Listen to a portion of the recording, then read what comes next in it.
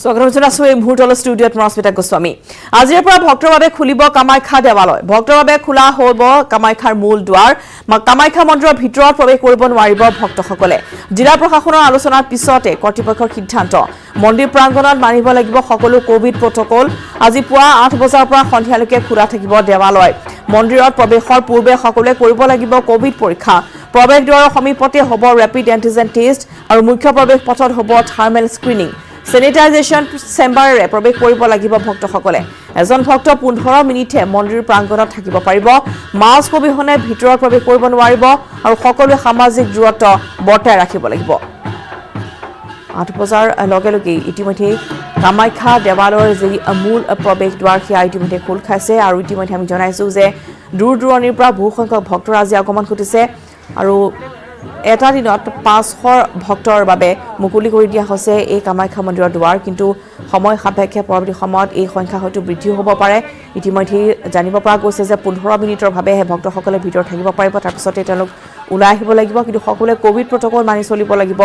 মুখত মাস্ক তেওঁলোকে পৰিধান কৰিব লাগিব আৰু লগতে আমি দেখুৱাইছোঁ যে কেনেদৰে সকলোৱে নিয়ম মানি চলিছে আৰু সমান্তৰালভাৱে ৰেপিড এন্টিজেন টেষ্ট কৰাৰ পিছতহে ভক্তসকলক প্ৰৱেশ কৰিবলৈ দিয়া হ'ব।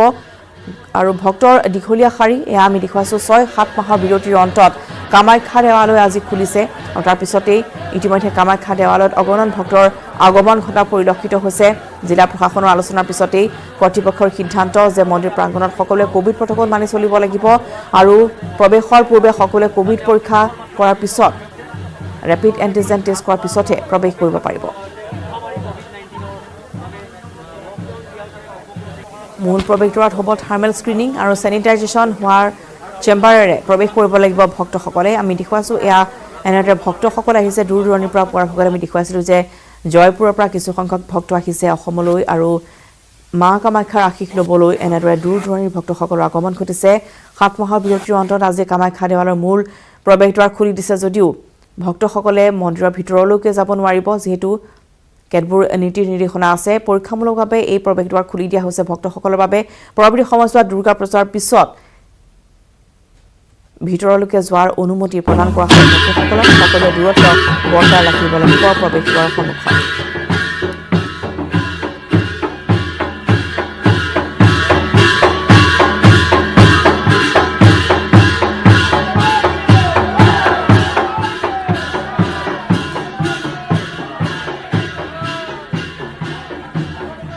আৰু হিৰকে আমাক পুৱাৰ পৰা দেখুৱাই আছে কামাখ্যা ধামত কেনেধৰণৰ পৰিৱেশ বিৰাজ কৰিছে। পুনৰ গৈছোঁ হিৰকৰ কাষলৈ। হিৰক, পুনৰ আপোনাৰ কাষলৈ আহিছোঁ আৰু ভক্তৰ বাবে আজি দীৰ্ঘদিনৰ বিৰতিৰ মূৰত কামাখ্যা দেৱালয় খুলি দিয়া হৈছে। গতিকে আজিৰ দিনটোত কিমান সংখ্যক ভক্তৰ আগমন ঘটা পৰিলক্ষিত হৈছে, কি পৰিৱেশ এই মুহূৰ্তত?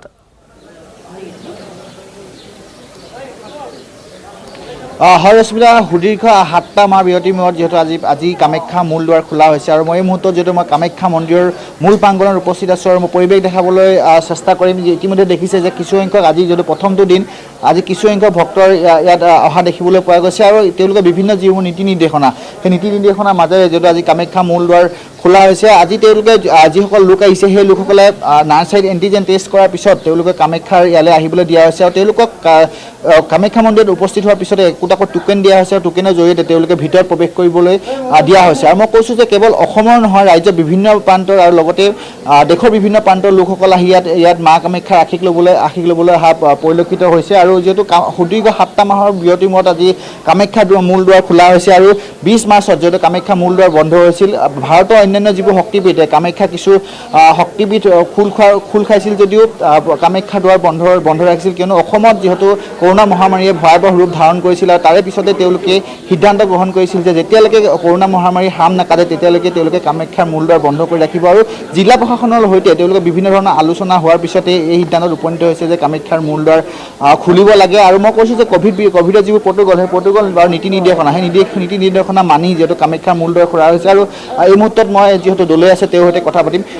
7টা মাহ বিৰতিৰ পিছত আজি যিহেতু কামাখ্যা মূল দুৱাৰ খোলা হৈছে, কি নীতি নিৰ্দেশনা আৰু এবাৰত কিমান ভক্ত আহিব পাৰিব?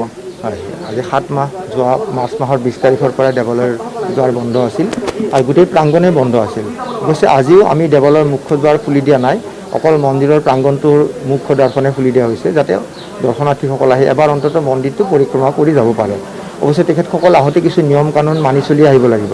প্ৰথমে হৈছে তেওঁলোক ক'ভিড নিগেটিভ হ'ব লাগিব। গতিকে যিহেতু ক'ভিড সংক্ৰমণৰ কাৰণে বন্ধ কৰি দিয়া হৈছে, গতিকে তেখেতসকল নিশ্চয়কৈ ক'ভিড নিগেটিভ হ'ব লাগিব। গতিকে সেইটো ক্ষেত্ৰত চৰকাৰৰ ফালৰ পৰা এটা কেম্প বহুৱাইছে আমাৰ কামাখ্যা পাহাৰৰ তলতে নামনি কামাখ্যাত। সেই কেম্পত যিসকলৰ আগতে পৰীক্ষা কৰা নাই তেওঁলোকে তাতে পৰীক্ষা কৰি নিগেটিভ চাৰ্টিফিকেটখন লৈ আহিব।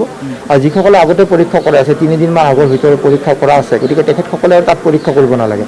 তেখেতসকলে ওপৰলৈ অহাৰ পিছত আমাৰ দেৱালয়ৰ কৰ্মচাৰীয়ে সেই পৰীক্ষা হেৰিখন যে চাৰ্টিফিকেটখন চাই এখন কুপন দিব, একোখনকৈ কুপন তেখেতসকলৰ হাতত দিব। সেই কুপনকেইখন লৈ আমাৰ মূল দুৱাৰলৈ আহিব, তাত আমাৰ কৰ্মচাৰী থাকিব। কুপনখন দেখুওৱাৰ পিছত তেওঁলোকে প্ৰৱেশ কৰিব পাৰিব। কিন্তু ইয়াতে এটা কথা আছে, প্ৰৱেশ কৰাৰ লগে লগে যিসকল লোক আহিব তেওঁলোকে মাস্ক পৰিধান কৰাটো জৰুৰী, অত্যন্ত প্ৰয়োজনীয়। গতিকে সেই মাস্ক অবিহনে কোনো লোককে প্ৰৱেশ কৰিব দিয়া নহ'ব। আৰু লগতে তেখেতসকলে সামাজিক দূৰত্ব বজাই ৰাখি আহিব লাগিব। আৰু সোমোৱাৰ পিছতে আপোনালোকে দেখিছেই আমাৰ ইয়াতে হোল বডি চেনিটাইজিং চেম্বাৰ আছে, সেই চেম্বাৰৰ মাজেৰে আহিব, আহি গোটেই মন্দিৰটো এবাৰ পৰিক্ৰমা কৰিব।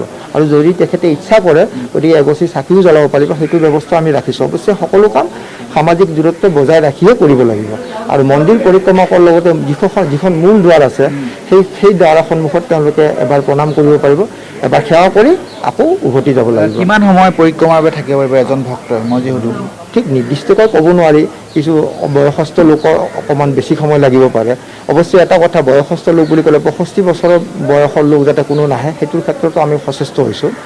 গতিকে স্বাভাৱিকভাৱে 10-15 মিনিটমান সময় লাগিব। গতিকে আমি এই সময়ত ভাবিছোঁ 15 মিনিটমান সময়ৰ ভিতৰতে যাতে পৰিক্ৰমা কৰি ওলাই আহে, তেতিয়াহ'লে পিছৰ বেটছটো আহিব পাৰিব। আৰু আপোনালোকে দেখিছে এই পৰিসৰটো যথেষ্ট আহল বহল, গতিকে ইয়াতে সামাজিক দূৰত্ব বজাই ৰখাৰ ক্ষেত্ৰত কোনো অসুবিধা হ'ব নালাগে বুলি আমি অনুভৱ কৰোঁ। যিহেতু আজি পৰীক্ষামূলকভাৱে খোলা হৈছে, মূল যি ভিতৰ প্ৰৱেশ কেতিয়াবা কৰিব দিয়া হ'ব আৰু কেনেধৰণে চোৱা হৈছে? হয়, মূল দুৱাৰৰ কেতিয়াকৈ খোলা যাব সেইটো আমি এতিয়াও সিদ্ধান্ত লোৱা নাই, কাৰণ ক'ভিড সংক্ৰমণৰ প্ৰভাৱ এতিয়াও আঁতৰি যোৱা নাই। আৰু আমাৰ এতিয়া এই সময়ত দুৰ্গা পূজাও চলি আছে, বিশেষ পূজা। গতিকে ভিতৰত যিহেতু যথেষ্ট পূজা পাঠ চলি থাকে, গতিকে এতিয়া মূল দুৱাৰ খুলি দিয়াৰ ক্ষেত্ৰত আমি একোই সিদ্ধান্ত ল'ব পৰা নাই। অৱশ্যে দুৰ্গা পূজাৰ পিছত আমাৰ পৰিচালনা সমিতিৰ সভা বহিব, সেই সময়ত অসমৰ পৰিস্থিতি কেনেকুৱা সেইটো পৰ্যালোচনা কৰি আমি এটা সিদ্ধান্ত ল'ম। কিন্তু আজি এই মুহূৰ্তত আমি এই ক্ষেত্ৰত কোনো সিদ্ধান্ত ল'ব পৰা নাই। নৱৰাত্ৰি সমাগত, দুৰ্গা পূজাৰ সময়ত নৱৰাত্ৰি সমাগত, এইবাৰ নৱৰাত্ৰি পতা হ'ব নাই বা সৰুকৈ হ'লেও পতা হ'ব? হয়, নৱৰাত্ৰি আমাৰ ইয়াত দুৰ্গা পূজা ভাদ মাহৰ 25 তাৰিখৰ পৰা, অৰ্থাৎ ছেপ্টেম্বৰৰ 11 তাৰিখৰ পৰা আৰম্ভ হৈছে। মাজতে এই মাহটো মল মাহ, যদিও সামান্যভাৱে পূজা চলি থাকে। আকৌ সংক্ৰান্তিৰ পিছৰ পৰা নৱৰাত্ৰি আৰম্ভ হ'ব। নৱৰাত্ৰি বুলি নহয়, আমাৰ দুৰ্গা পূজা যিহেতু চলি আছে, কিন্তু নৱৰাত্ৰি উপলক্ষে বহু মানুহ ইয়াতে চণ্ডীপাঠৰ উদ্দেশ্যে আহে সেই সময়ত স্বাভাৱিকভাৱে। গতিকে ভিৰ অন্য সময়তো যথেষ্ট ভিৰ হয়, কিন্তু এই সময়ত যিহেতু ক'ভিড সংক্ৰমণৰ চাৰ্টিফিকেটো, ক'ভিড নিগেটিভৰ চাৰ্টিফিকেট আনিব লাগিব, কিছু নিয়ম কানুন মানি আহিব লাগিব, আৰু মন্দিৰ খোলাই নহ'ব। গতিকে স্বাভাৱিকভাৱে মানুহৰ সমাগম কম হ'ব। কিন্তু আমাৰ যি পূজা পাঠ যথেষ্ট যিখিনি কৰণীয় আমাৰ, তাত কোনো বা ত্ৰুটি দেখাৰ কথা নাই। আমাৰ পূজা আগতে যেনেকৈ চলিছিল এতিয়াও চলি আছে, আগলৈকে চলি যাব। ধন্যবাদ থাকিল। এয়া আছিল দলে। আৰু মই কৈছোঁ যে আজিৰ পৰা 7টা মাহৰ পিছত কামাখ্যা মূল দুৱাৰ খোলা হৈছে, আৰু মই দেখাবলৈ চেষ্টা কৰিম যিসকল দৰ্শনাৰ্থী আহিব তেওঁলোকে ইয়াত এনেদৰে টোকেন লৈ অহাৰ পিছত ইয়াত চেনিটাইজ কৰা হ'ব। চেনিটাইজ কৰাৰ পিছত তেওঁলোকক ভিতৰত প্ৰৱেশ কৰিবলৈ দিয়া হ'ব। এই মুহূৰ্তত দেখিছে কামাখ্যা মূল দুৱাৰৰ বাহিৰৰ পৰিৱেশ, যথেষ্ট ভক্তপ্ৰাণ ৰাইজ আহি সময় বাগৰি যোৱাৰ লগে লগে যথেষ্ট ভক্তপ্ৰাণ ৰাইজ আহি ইয়াত উপস্থিত হৈছেহি। আৰু সকলোৱে 7টা মাহ বিৰতিৰ পিছত মাৰ আশীষ ল'বলৈ যিহেতু উপস্থিত হৈছেহি। আৰু এনেদৰে চেনিটাইজ কৰাৰ পিছত এজন লোকক যিসকল ভক্ত আহিব সেই ভক্তসকলক ভিতৰত প্ৰৱেশ কৰিবলৈ দিয়া হ'ব। আৰু মই তেওঁলোকে এজন ভক্তৰ সৈতে কথা পাতিব বিচাৰিম। ক'ৰ পৰা আহিছে? মই গুৱাহাটীৰে পৰা। 7 মাহৰ পিছত আজি খুলিছে কামাখ্যা মূল দুৱাৰ, কি ক'ব? নিশ্চয় ভাল লাগিছে। আৰু আজি অহাৰ মোৰ উদ্দেশ্য হৈছে যে মই প্ৰাৰ্থনা কৰিম যে কৰোণা যিটো পৃথিৱীত আহিছে, আপুনি সোনকালে চবৰ ৰাইজক অলপ বিদায় দিয়ক কৰোণাটো। আৰু দুৰ্গা পূজা যেনেকৈ বচানো হয়, এবাৰ কৰোণা বিদায় দিয়ক, কৰোণা বচান। হয়, সকলোৱে বিভিন্ন ধৰণে আহিছে, আৰু সকলোৱে যিহেতু মনত বিভিন্ন ধৰণৰ আশা লৈ আহিছে, যিহেতু 7 মাহৰ পিছত খোলা হৈছে। আৰু ভিতৰত যিবোৰ আপুনি বাহিৰৰ পৰিৱেশ প্ৰত্যক্ষ কৰিব, বাহিৰৰ যিবোৰ দোকান আছিলে সেই দোকানসমূহো আজিৰ পৰা খোলা হৈছে। আৰু সেই তেওঁলোকৰ মুখতো যিহেতু আশাৰ সঞ্চাৰ দেখিবলৈ পোৱা গৈছে, কিয়নো 7টা মাহ তেওঁলোকে বহি থাকিবলগীয়া আছিল বা বিক্ৰী হোৱা নাছিল বা দোকান খোলা নাছিল, তাৰ ভিতৰত বা পৰিয়াল পোহপাল দিবলৈ যথেষ্ট অসুবিধাৰ সন্মুখীন হৈছিল। আজি প্ৰথমটো দিন, যিহেতু প্ৰথমটো দিনত তেওঁলোকে যিসকল ভক্ত আহিছে সেই ভক্তসকলে এণ্টিজেন টেষ্ট কৰাৰ পিছত পিছতেই তেওঁলোকক কামাখ্যাৰ যি মূল দুৱাৰ আছে সেই কামাখ্যা মূল দুৱাৰ বাহিৰত এটকা টোকেন দিয়া হৈছে আৰু টোকেন দিয়াৰ পিছতে তেওঁলোকক ভিতৰত প্ৰৱেশ কৰিবলৈ দিয়া হৈছে আৰু এই ক্ষেত্ৰত নিৰাপত্তাৰক্ষীও মুতয়ন কৰা আছে যিসকল লোক আছে তেওঁলোককো নীতি নিৰ্দেশনা কামাখ্যা পৰিচালনা সমিতিয়ে নীতি নিৰ্দেশনা দিছে যে মাস্ক নিপিন্ধাকৈ তেওঁলোকে ভিতৰত প্ৰৱেশ কৰিব নোৱাৰিব আৰু মাস্ক পিন্ধাটো অত্যন্ত বাধ্যতামূলক আৰু ভিতৰত যিহেতু 15 মিনিটহে থাকিবলৈ পৰিক্ৰমা কৰিব দিয়া হ'ব আৰু 15 মিনিটৰ পিছত তেওঁলোকে এই স্থানৰ পৰা ওলাই যাব পাৰিব কিন্তু বয়োজ্যেষ্ঠ যিসকল লোক আছে সেই লোকসকলৰ ক্ষেত্ৰত অলপ সময় বৃদ্ধি কৰা আছে কিন্তু 65 বছৰ যিসকল ঊৰ্ধৰ যিসকল লোক আছে সেই তেওঁলোকক ইয়ালৈ আহিবলৈ মনা কৰা হৈছে আৰু এই মুহূৰ্তত দেখিছে কামাখ্যা বাহিৰৰ পৰিৱেশ হওক কামাখ্যাত যিহেতু যিসকল ভক্ত বিভিন্ন প্ৰান্তৰ পৰা ভক্তসকল লোক আহিছে 7 মাহৰ পিছত যিহেতু কামাখ্যাৰ মূল দুৱাৰ খোলা হৈছে আৰু খোলাৰ লগতেই সকলো দৰ্শনাৰ্থী আহি ইয়াত মা আশীষ ল'বলৈ অহা দেখিবলৈ পোৱা গৈছে আৰু কামাখ্যাৰ যি এই ভিতৰত এদিনত পুৱা 8 বজাৰ পৰা প্ৰত্যেক দিনাই পুৱা 8 বজাৰ পৰা খোলা থাকিব 8 বজাৰ পৰা 500 ভক্তহে এদিনত সোমাব পাৰিব 500 ভক্তই পৰিক্ৰমা কৰিব পাৰিব কিন্তু আৰু এয়া কামাখ্যা ধামৰ পৰা আছিল পোনপটীয়া সম্প্ৰচাৰ আৰু দেখিবলৈ পোৱা গৈছে আজি প্ৰথম দিনতেই দূৰ দূৰণিৰ পৰা বিভিন্ন ভক্তপ্ৰাণ ৰাজ্যৰ আগমন ঘটিছে মা কামাখ্যাৰ আশীষ ল'বলৈ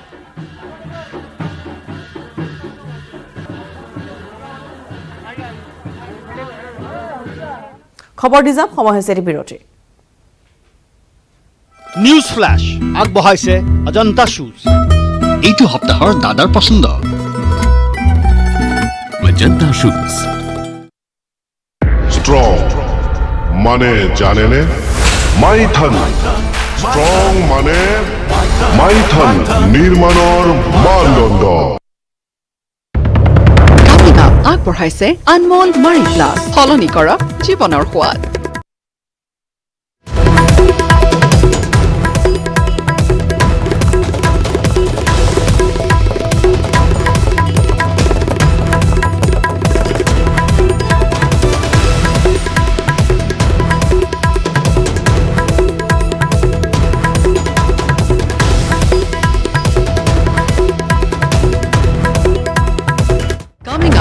আগবঢ়ালে আনমোল মাৰি প্লাছ সলনি কৰক জীৱনৰ সোৱাদ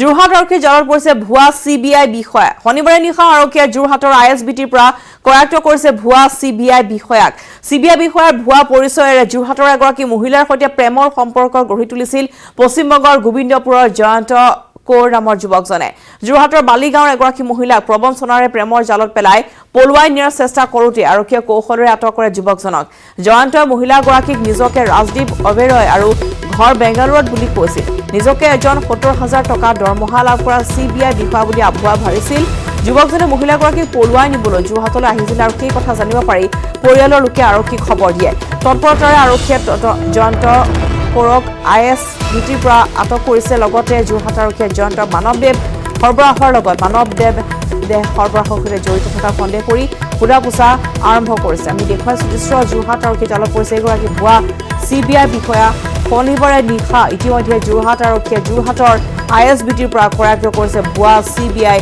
বিষয়াগৰাকী CBI বিষয়াৰ ভুৱা পৰিচয়েৰে যোৰহাটৰ এগৰাকী মহিলাৰ সৈতে প্ৰেমৰ সম্পৰ্ক গঢ়ি পলুৱাই নিবলৈ আহোঁতে এনেদৰে আৰক্ষীৰ হাতত ধৰা পৰিছে ভুৱা CBI বিষয়াগৰাকী